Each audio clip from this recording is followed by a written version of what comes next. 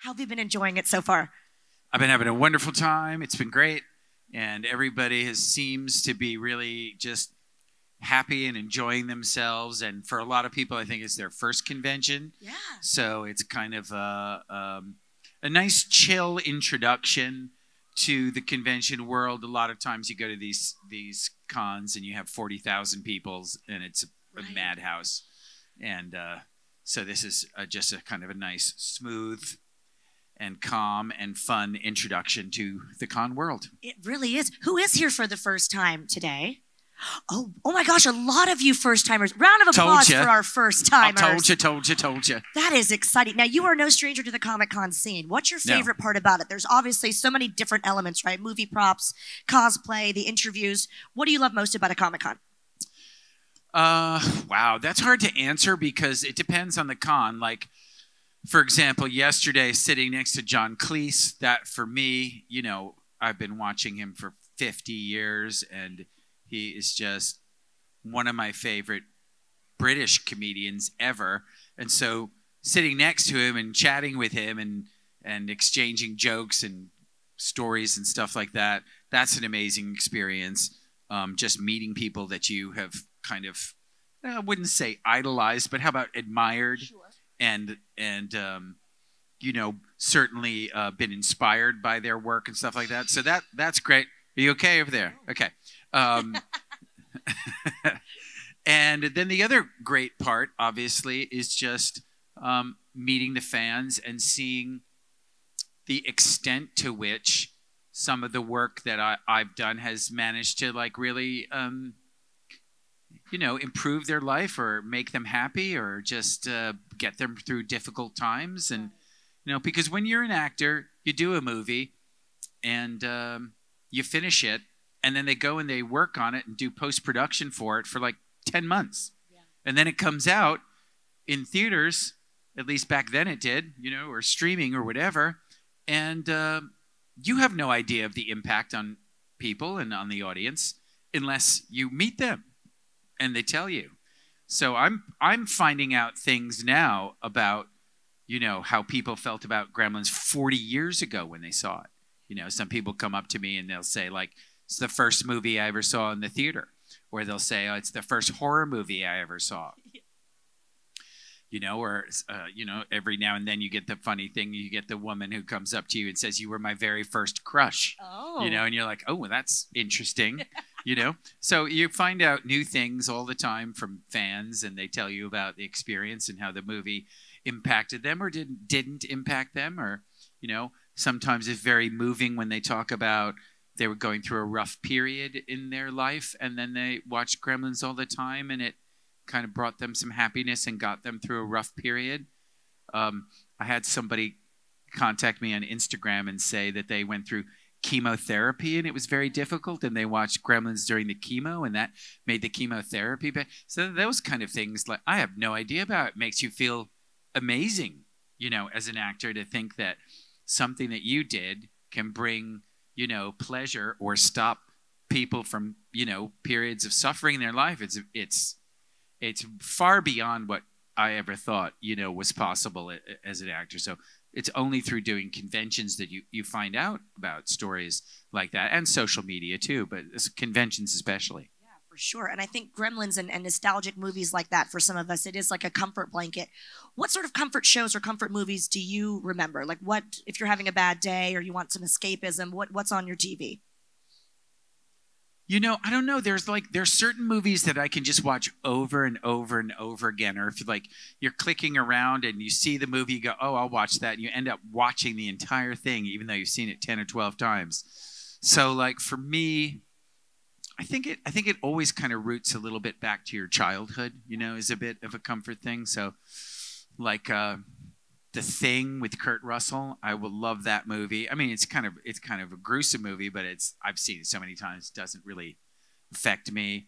The Exorcist is like, that makes me 10 years old again when I see that movie, even though it's very, very scary. And then there are like, you know, just silly, you know, movies. Monty Python and Holy Grail. I grew up with one that's like just a fun comedy.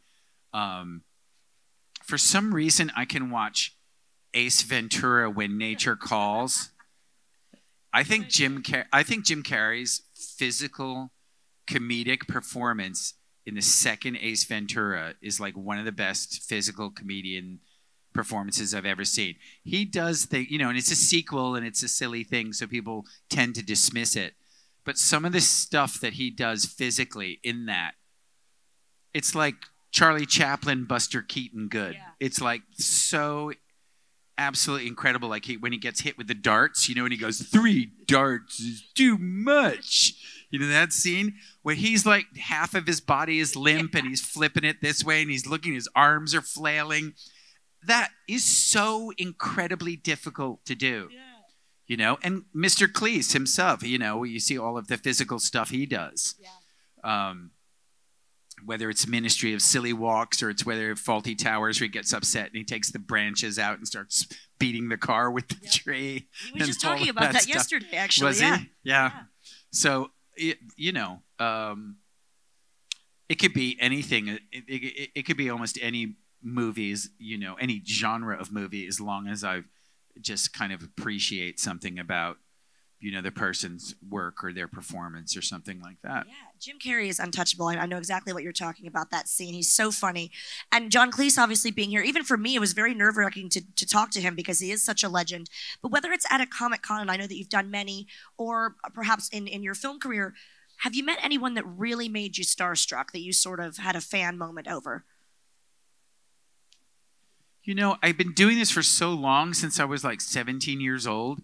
And my mom, my late mother, God rest her soul, she would always say to me, she would say something when I was growing up. She would say, I want you to remember one thing. And I said, what's that? She goes, I just want you to remember, you're as good as anybody else on the planet. Don't ever think that there's anybody who's better than you are. And so it kind of taught me not to be in awe of people, because every other human being you meet is another human being. And so I've always admired people, and the people I looked up to and loved people like Mr. Cleese, So huge fans, but I don't think I've ever really been starstruck. Sometimes you meet someone like, or you're in the same room with someone, like we did a long time ago. I think it was about 1991. We did I think it was the 70th anniversary of Warner Brothers. Oh. So they assembled a bunch of Warner Brothers actors who've been in Warner Brothers movies, and they got us all in a big room and sat us down, and it's like Katharine Hepburn was there, and James Stewart was there. So you're not talking to them and meeting them, but they're like in the, you're sitting on bleachers and they're in the row behind you, and you look and you go, oh my God, that's Jimmy Stewart. You can't believe it. You're in the same picture with them. So there's definitely some people I've been in the same room with where I'm like, holy smokes. I was at a restaurant once. Clint Eastwood was there. That was kind of like, whoa. And Clint Eastwood is pretty major for me. That's a big one. That's a movie star. And he's 6'4", Wow. He's a very tall, imposing guy, which is rare. Most people don't know this, but they're probably 7 or 8 actors that you can point to who are over like 6'3". Most actors are quite average height, 5'8", 5'9". Some people are much, much shorter in person than you would ever imagine. Al Pacino's like 5'4" maybe. Dustin Hoffman's like 5'3", 5'4". So you tower over these people when you meet them. It's kind of amazing. Weird. Yeah, it's wild. But like Clint Eastwood being 6'4" is huge. Vince Vaughn is like 6'4". Not that many people. Brad Garrett is like 6'5". John Lithgow's like 6'4". John Cleese was very tall as well. John Cleese is 6'3" and a half. Yeah.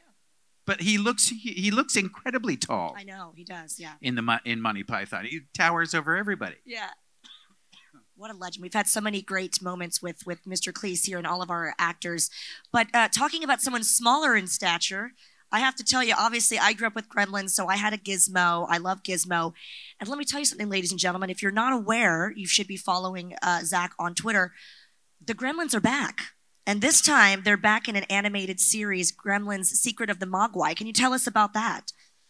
Well, it's very frustrating for me because it's out in the States. It came out about 10 days ago, and it's got 4 episodes on HBO Max in the States, and I haven't checked the score yet, but it had 100% Rotten Tomatoes critics, 9 out of 9. So the critics loved it. Like I said, I haven't really checked the Rotten Tomatoes in the last 4 or 5 days.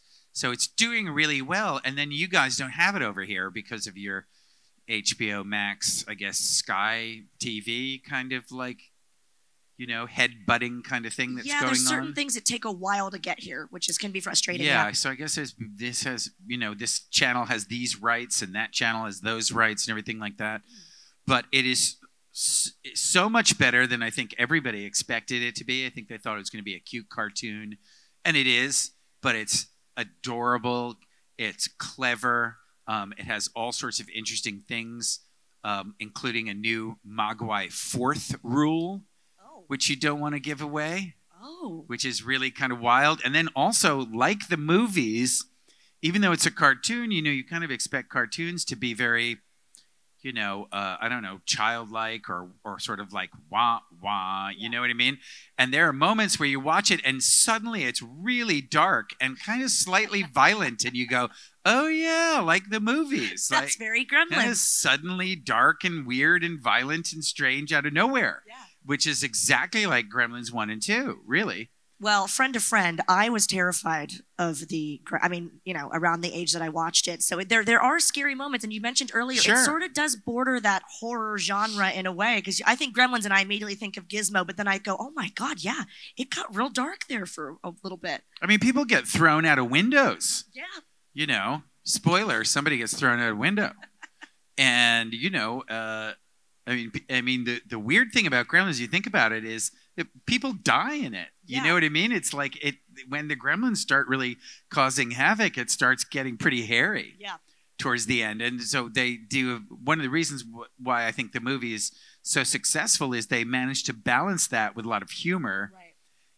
And a lot of film references, like when Mrs. Deagle does, in fact, meet her end, she pretty much looks like the Wicked Witch of the West. Yeah. So she's got the red slippers on, and you're smiling at that, and that kind of undercuts some of the viciousness of launching her out of a window to her death, but you're like, or the other thing is, you kill this character. Literally, the Gremlins murder this character, and then they sit in the snow and go, and you go, okay, it's not that bad, That's adorable. Murder's sort of hilarious. Yeah, murder's hilarious. They're like chuckling away at it, and you're like, okay, I can laugh at it too. Yeah. And the Gremlins really kind of give you permission to laugh at some of the really dark stuff that's in the movie because it's pretty, it's pretty crazy. Yeah, they're savage. Yeah, they're flipping over police cars and destroying the town and causing chaos and stuff like that. Everybody's like, oh, this is hilarious. Yeah.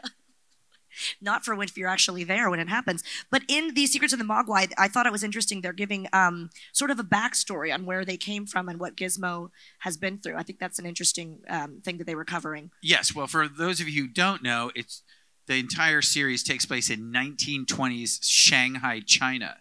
And it takes the old man, Mr. Wing, and makes him 10 years old and shows how he runs into Gizmo for the first time and goes on this wild adventure with lots of magic and Chinese mythological creatures and ghosts and stuff like that. And it's a lot more magical, there's a lot more magic, but because it's a cartoon and is animated, you sort of have more permission to do that. If it was live action, you'd be like, oh, this is not believable. But since it's a cartoon where you can do anything, it works, and it's really charming, and Gizmo's incredibly adorable, as usual. And it's interesting, too, because they didn't get Howie Mandel. They got this guy, A.J. Lacasio, to do the voice of Gizmo.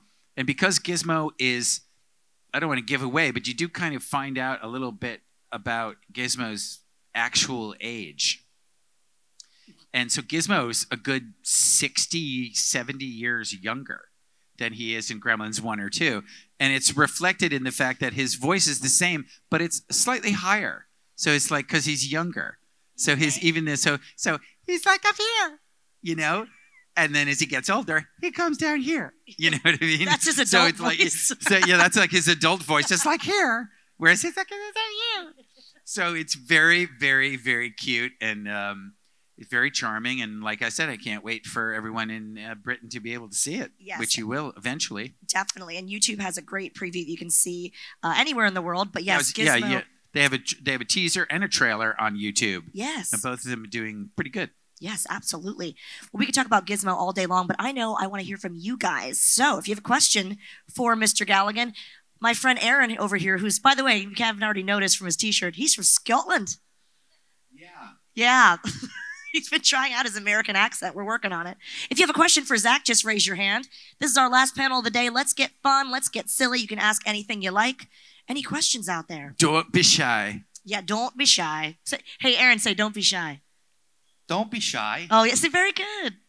He's doing the American accent. Did you have a question by any chance? No? Because she has brought not one, but 2 gremlins with her today. Oh, I signed both of them. I would assume that, just a question for me before you guys get those questions ready, that the merchandising, I mean, I had a Gizmo as a kid, that merchandising was a big factor in Gremlins. Well, I can tell you this. I know pretty much for a fact that the worldwide merchandising in 1984 to 1985 for the first Gremlins movie did, in fact, top $1 billion in 1984 dollars. So that would be about $2.8 to $3 billion now in terms of the merchandise, which is insane if you think about it. That's just a huge, huge amount of merchandise that was moved. And then what's kind of strange about it is you can kind of see that Warner Brothers, in a way, after Gremlins 2, kind of gave up a little bit on the franchise, so that around 2000 to 2010, that period, the merchandise was pretty poor.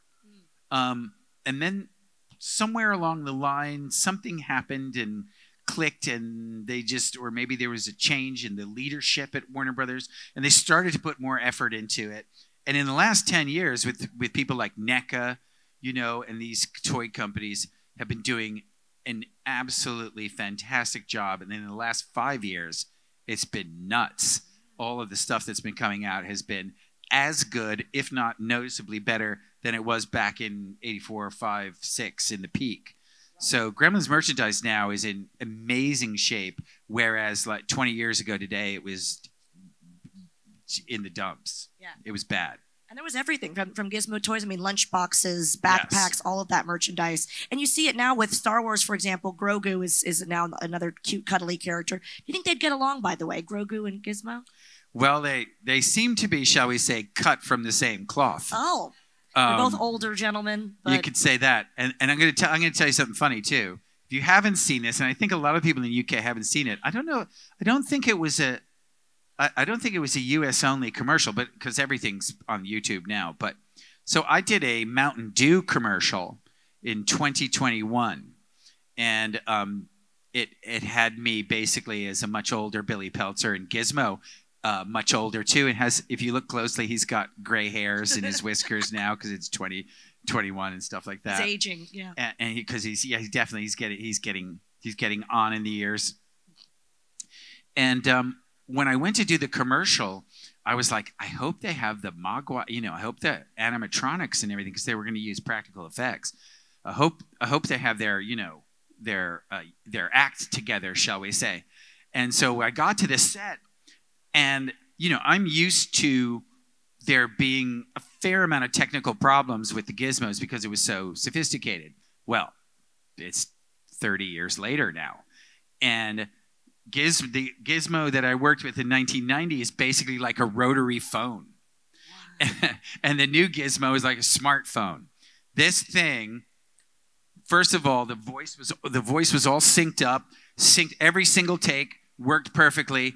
The puppeteers, everything did it great. If the wires or anything got in the shot, they were like, we can still use it. Just go in with CGI and just wipe the wires out. Just erase it all. So there were like no takes that were discarded. We used everything. And it just went like this. Bang, bang, bing, bang, bing, bang, boom. and it was done. And I was like, when I was done, I was like, this is absolutely incredible. If we did a Gremlins 3 now, stuff that took me 3 months to shoot with Gizmo would probably take me about a week to 10 days max, because the effects will go so quickly. I mean, no offense, but it's like, I was really never the problem in the Gizmo scenes. I had my lines, and I was just like, Gizmo, be cute. And he'd be like, yeah, I'll be cute, you know? And so the Gizmo was the issue because he was so technically complicated. Now the Gizmo just like works like a machine. Yeah. And so I thought it was curious because, they only had 5 weeks of lead time to shoot the commercial. So I'm like, how do they have this absolutely flawless Gizmo working? And of course, the answer that I eventually found out is they took Baby Grogu. It was Baby Grogu. They just ripped the skin off of him and put a Gizmo skin on him, and now you have a perfectly working Gizmo. Grosmoo. They literally just took his skin and went like this, whoosh, and then they just took the Gizmo skin and went, whoosh, and it fit perfectly, and the ears fit perfectly, and everything worked exactly like the Baby Grogu because they're kind of the same thing. That is so cool. My mind has just been blown. That's amazing. Was that a Super Bowl commercial? I remember seeing the commercial. Mountain Dew. It technically wasn't. It was like 5 days after the Super Bowl, but it was so close to it that everybody came up to me afterwards and was like, loved your Super Bowl commercial, man. Yeah. I was like, oh, thanks. I was just like, yeah, Super Bowl commercial.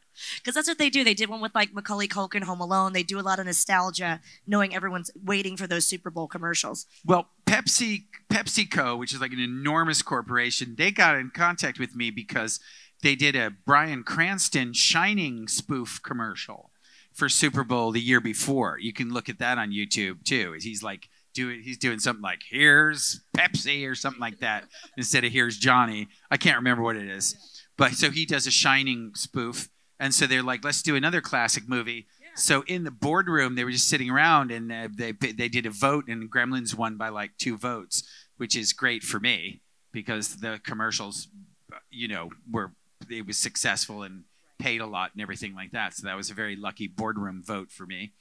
And it did the commercial. If you just go and do Mountain Dew commercial on the Gremlins Mountain Dew commercial on your phone, you'll see it's 20 seconds of Gizmo goodness. And they got Howie Mandel to come back and do the voice of Gizmo too. Love Howie Mandel. It's been really cool for me. Again, I was born in like the late 80s, but to see the nostalgia come back. I don't know if you watch Stranger Things. I'm sure we have a lot of Stranger Things fans in the house. And they've integrated, a Carrie Elways and Sean Astin and things like that. I was hoping for a Zach cameo in Stranger Things. Do you watch the show by any chance? I watched the first season, and I thought it was very good. And then I started to hear things like, the second season was sort of more of the same, whatever. So I was like, okay, cool. I'll get to it. And I'm actually friends with Carrie Elways. So when he came down and did Stranger Things season 3, he actually, stayed with me for a day, and then went off and did the show. And he was all kind of like excited and nervous at the same time because he knew that everybody was going to see the show. When you do a high profile thing, you're always sort of under a little bit more pressure because for a fact everybody's going to see it and watch it.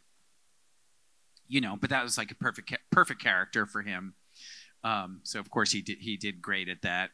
And I live about literally half an hour away from where they shoot Stranger Things.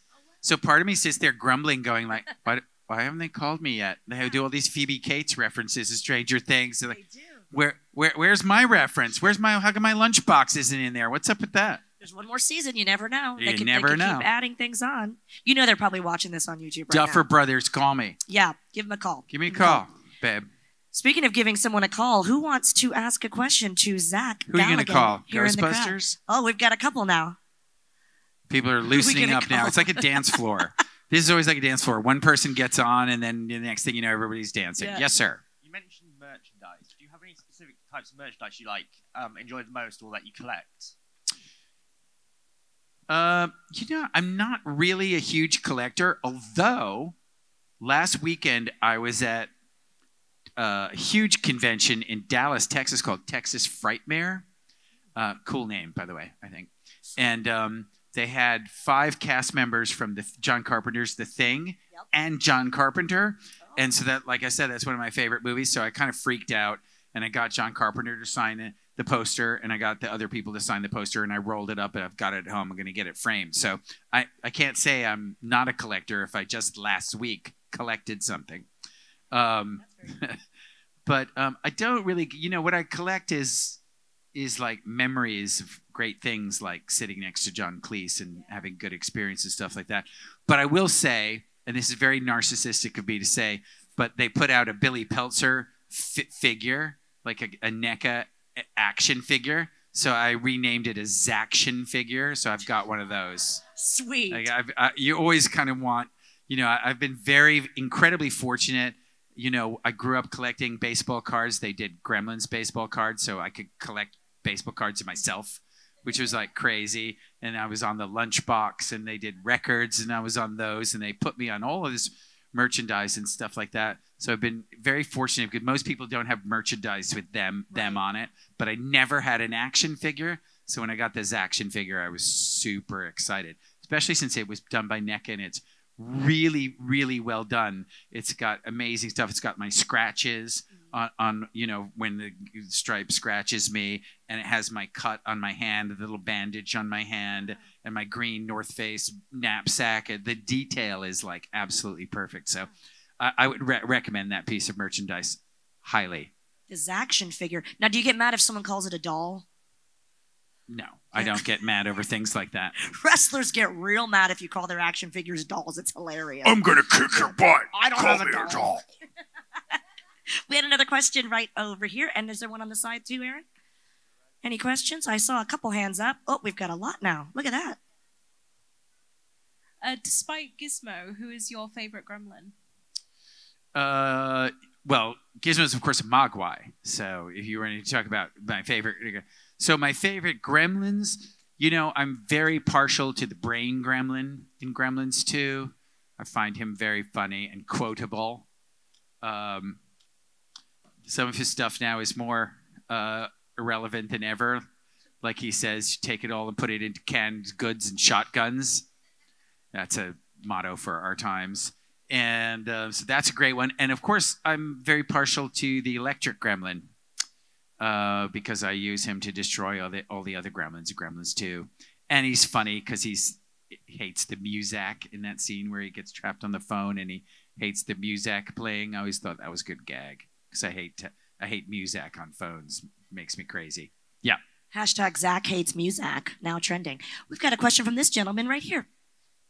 If Gremlins 3 comes out in I don't know, 2 or 3 years, would you like a role in it? They better call me, or else we're gonna have a serious problem. Yeah. I mean, come on. How are you gonna do anything without Gizmo? And then how do you do Gizmo without Billy? I mean, it just doesn't really work since he and I are kind of joined at the hip. You have to have me in there at least a little bit, if not a lot. So I would prefer the a lot part. We'd prefer a lot as well. Here's a question from this gentleman here. Oh, thank you very much. The genre of Gremlins is a horror comedy. It was one of the first ones. Do you think that what kicked off the genre, for the ones to come afterwards, like Tremors? Maybe. You could make probably a more powerful argument that American Werewolf in London, which is a horror comedy too, and a pretty good one too. They have the jokes of and some of them are just musical cues, right? So he's about to turn into a werewolf. They play Creedence Clearwater Revival's Bad Moon Rising, and so you're kind of chuckling at that. But yeah, I mean, I think the horror comedy is a very, very difficult thing to do correctly. There's two very difficult tones to try and balance. I think the movie Krampus kind of managed to do it pretty good recently. But there aren't very many that really... There are a lot that try, and most fail without naming them, and then there are very few that are successful. But it's a real balancing act because, like I said, you're balancing, kind of doing horrific things to people or creatures and then having to laugh about it. And how do you do that without it sort of seeming like, sadistic or mean-spirited, perhaps is a better word. So How do you undercut the mean-spiritedness? And that's what's so great about having these, you do something nasty and then you have the gremlins going like that, and then it just undercuts it and just makes it, oh yeah, this is a silly movie about rubber monsters, And so like I said, the gremlins give you permission to enjoy some of the viciousness that's in the movie without feeling bad about it. They get away with a lot. They really do. They really do. We've got a question all the way in the back row there. Hello. Hi. What's your favourite movie villain of all time? Favorite movie villain of all time? Wow. I mean, how many movies are there? You have to sort of go scroll through 10,000 movies in your head. My favorite movie villain of all time. I know I'm going to answer now, and then I'll go back and sit at my table and go, oh my gosh, how could I not think of fill in the blank? I mean, I will say that I saw Star Wars, the first one, in 1977, Memorial Day weekend, May 26th or whatever it was, Friday, opening day, opening show, noon, 86th Street and 3rd Avenue. And I was 13 years old, and that opening shot of the ship going over that, in that amazing opening shot. And I'll never forget, I hadn't really heard a very vocal audience, you know what I mean? Most audiences were just quiet and hushed. And as soon as the door opens and Darth Vader walked out, the entire theater just spontaneously went, boo. And I was like, wow, we're not even 10 minutes into this movie and everybody's booing the obvious bad guy. That's major heat. And at 13, I'd never seen a theater just spontaneously boo some cat. I wanted to go like this. He can't hear you. So for me, at 13, it's pretty tough to beat Darth Vader. It's like such an incredible villain. When you're a kid too, and something about the breathing was so creepy. Now it's just a cliche and everything like that. But when you're 13 and there's this guy who has these terrible lung problems or something, or he's just a weirdo, he's like a heavy breather on the phone. I hate you, and you're just as 13, you're like, what the heck is going on? So he'd probably be my favorite. He's the one that springs to mind. Again, it goes back to your childhood when you're in those formative years where you're just wide open. You have almost no protection against anything that you see. So everything that hits you just hits you so hard, and then as you get older, especially sort of when you go through puberty and become more of like an adolescent or an adult, you develop defenses and you go to see the movies and they don't hit you as hard because you've got defenses now. And you've learned how to sort of protect yourself from stuff in the world and things that are unsettling and stuff like that. But when you're a kid, when you're 8, 9, 10, 12, you are just an open canvas for everything to hit you. And I think that's why those, whether it's movies or music, whatever, that's what just hits you and always stays with you for so long. Because it's just that first raw experience you have, seeing stuff for the first time and just going, wow, I've never seen anything like that before. And speaking of things you haven't seen like that before, great question. I have never had anyone ask that question. That's a really inventive one. We have more questions coming up all the way here on the left. Hi. Hi. Hello. I'm really excited to hear that there's a new animated series coming out. As an animator, I'm very happy about that. 10 episodes, too. It's 5 hours long. Oh, yes. 5 hours of animation. Let's go.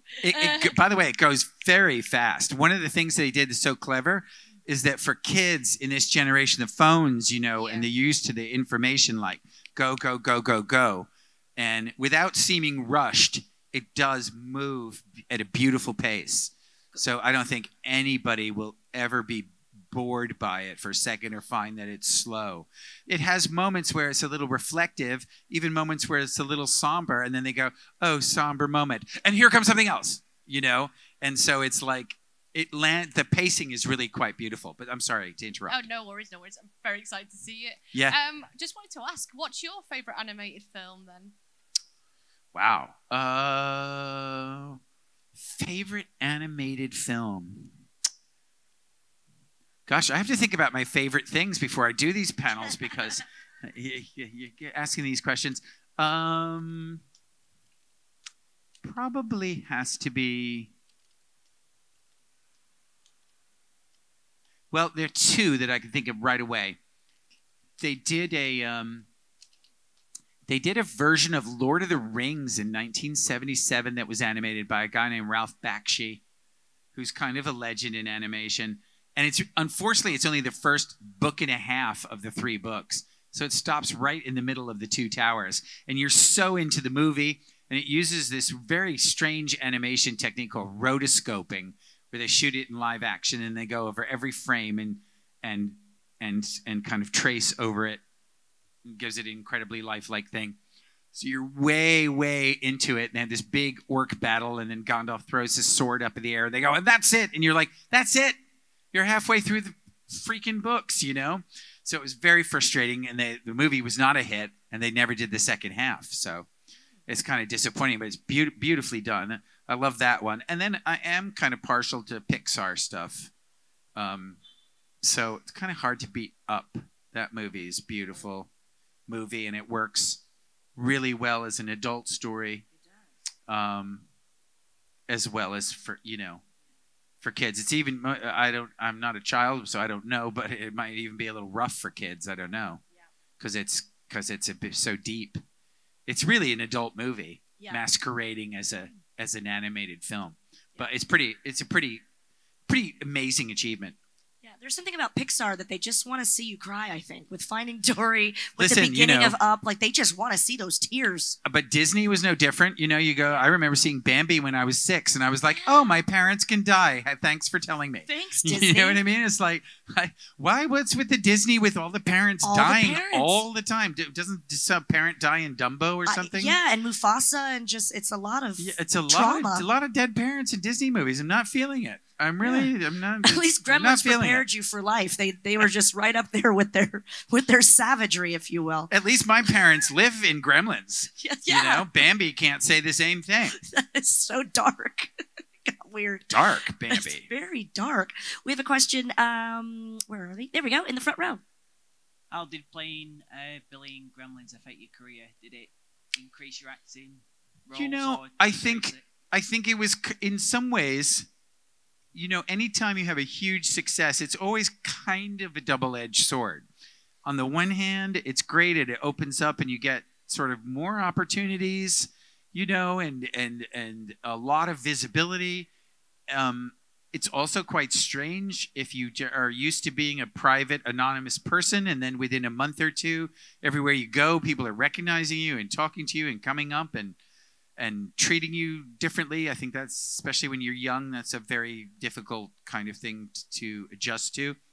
And then the other negative thing is that, I'm really, quite honestly, I'm nothing really like Billy Peltzer at all. So people start to think, oh, that's your character, that's who you are, and that's who you play, and so you sort of get immediately pigeonholed. And that happens to not just me, it just happens to every actor. And so you have to spend a lot of your time trying to kind of shake off that. If you remember when Brad Pitt was kind of like a young and up-and-coming kind of bubbling actor, and he did this movie called Legends of the Fall, and he had that long blonde hair, and he was almost kind of looked like, a much better-looking version of Fabio. Remember Fabio? Yeah. He was on the romance novel covers.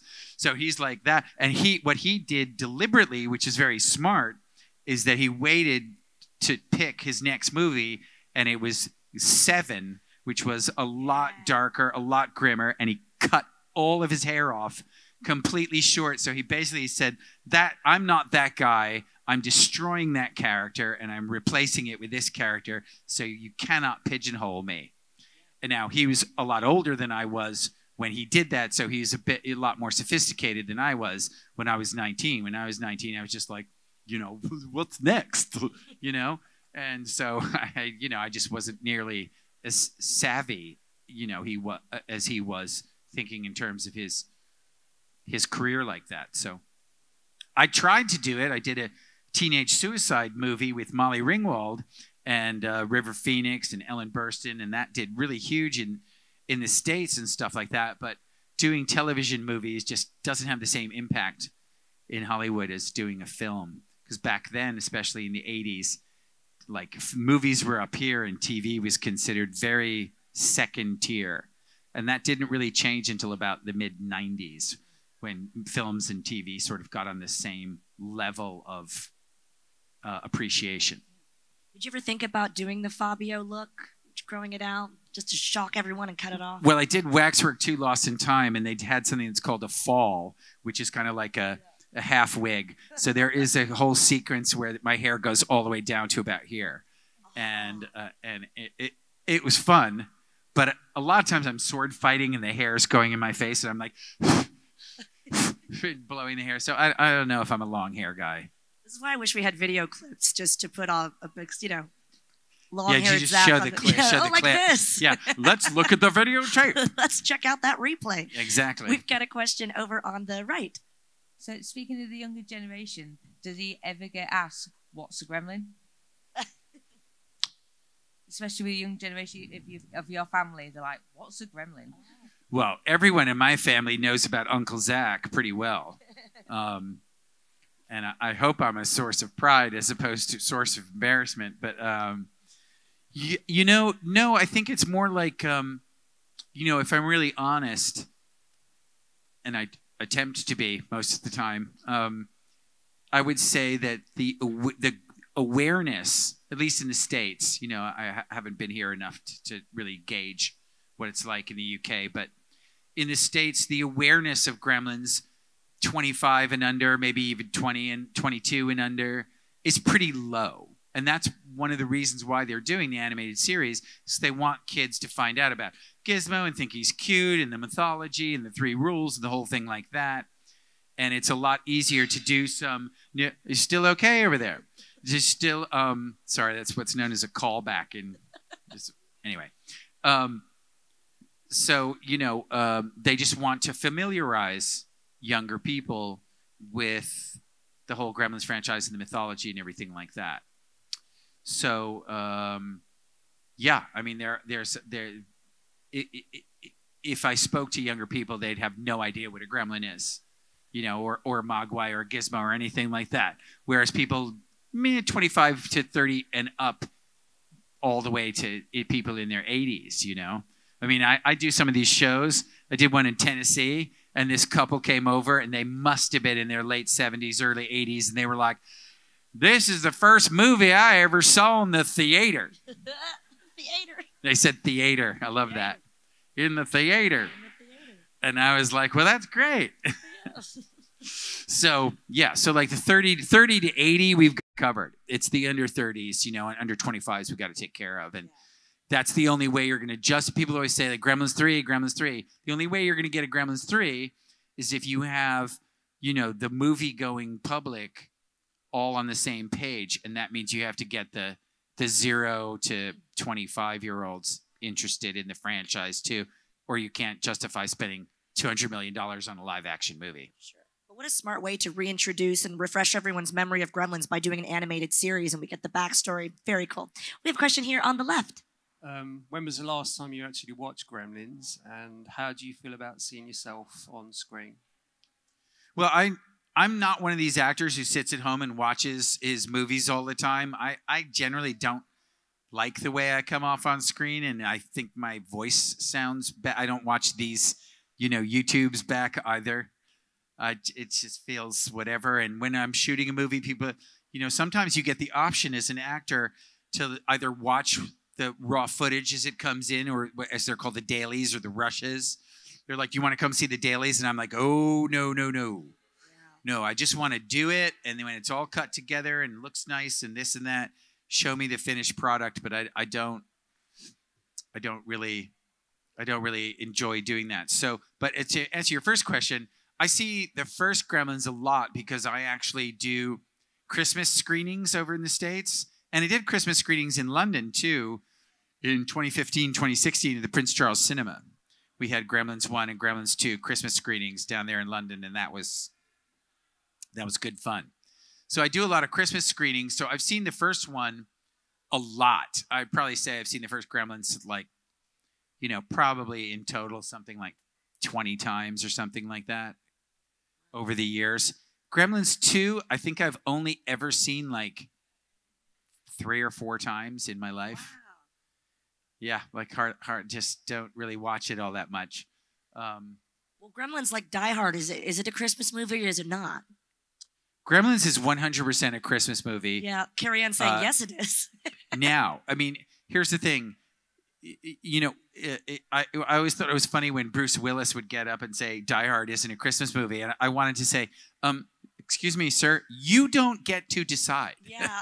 You know, the people decide what's a Christmas movie and what's not a Christmas movie. If everybody in the world says it's a Christmas movie, then Die Hard's it's a Christmas movie. Yeah. Just because you're in it doesn't mean you could say whether. So I cannot tell you the literally thousands of people who tell me every Christmas Eve, every Christmas Day, every day, 2 days before, whatever, somewhere in that period, I sit down all the time with my family and I watch it and I watch it again, you know, and they come and they tell me all these things. And so, you know, it's a trippy thing for me because I go on Twitter sometimes and I'll be like, hey, you know, Merry Christmas, everybody. And people kind of freak out, you know, because there's a very high engagement, stuff like that.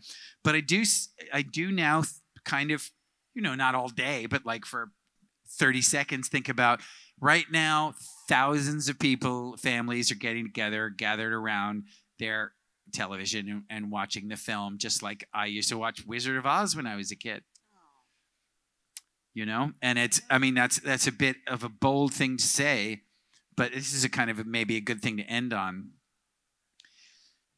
It's been so incredible watching Gremlins, which really kind of, if you think about it, around the 97, 8, 99, was really kind of like just sort of a dead, fading kind of cult franchise. Yeah. And then the internet came along, and the internet has breathed life back into so many movies.